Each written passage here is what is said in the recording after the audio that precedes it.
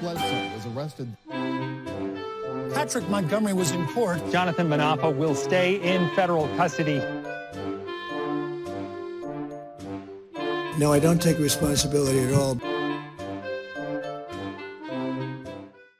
Hey everyone, welcome to the show. So 51-year-old New Jersey resident Stephanie Hazelton posted numerous false statements on social media about the 2020 election. And she goes by the alias, by the way, of Ayla Wolf. So on January 2nd of 2021, one of Hazelton's contacts messaged her and said that the DC mayor was trying to close off entry points to the city, to the DC area on January 6th.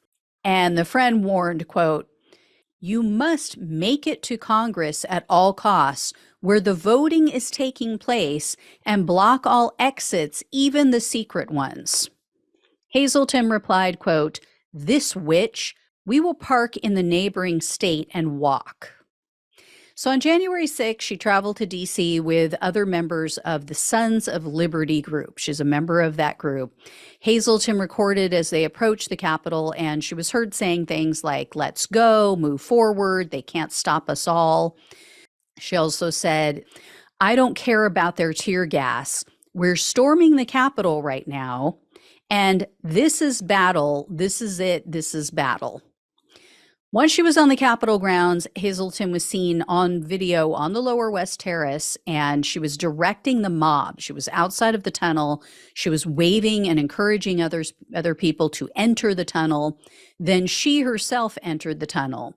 And Hazelton snaked her way through the crowd. She got up to the front of the police line, and she started confronting officers. And she was doing this as others were pushing against them. They were ripping their shields away. They were assaulting them with poles and batons and chemicals, you name it. So at some point she moved back in the crowd, but then she returned to the front line a bit later and she started recording the violence. And then after moving back again to the entrance, Hazelton recorded a video and she said, quote, "We're storming the Capitol, just trying to hold the door." And in a video posted on YouTube, Hazelton was seen outside of the tunnel. She was waving for others. She was yelling things like, "More people, keep going," and quote, "We need more men." Eventually, Hazelton left, but in the days that followed, she boasted about what took place. She said, quote, "It was quite a battle today. Sad day for America, but I am glad I was there." And quote, "The first shot has been fired of the revolution." On January 11th, Hazelton wrote, quote, "I just need a couple days of recovery and we will be back at it." Then she also started to parrot all these right-wing talking points about the whole thing being a setup, and she plotted with others to dispose of evidence. On January 14th, Hazelton sent a message saying, quote, "Trying to get all the pictures off my phone into an internal hard drive." Then on January 20th, she messaged someone and she urged them to, quote, "Erase anything that lends anything to what is being said. We can do damage control later." The following day, she wrote, quote, "I never saw any violence from the people." Yeah. The video evidence, what she witnessed in that tunnel, tells a completely different story. So Hazelton was arrested on January 22nd of 2021, and in a superseding indictment, she was charged with obstructing an official proceeding, civil disorder, entering restricted grounds, 2 counts of disorderly conduct, and impeding passage on Capitol grounds. In October of 2022, Hazelton pleaded guilty to civil disorder, which is a felony, and she was looking at up to 5 years in prison, 3 years of probation, and $250,000 in fines.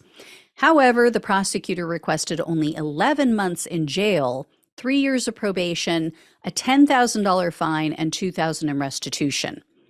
U.S. District Judge John Bates presided over Hazelton's case. The only thing I could find was that Hazelton briefly spoke at the sentencing hearing. She said that she got caught up in the chaos that day and, quote, "I humbly request your mercy."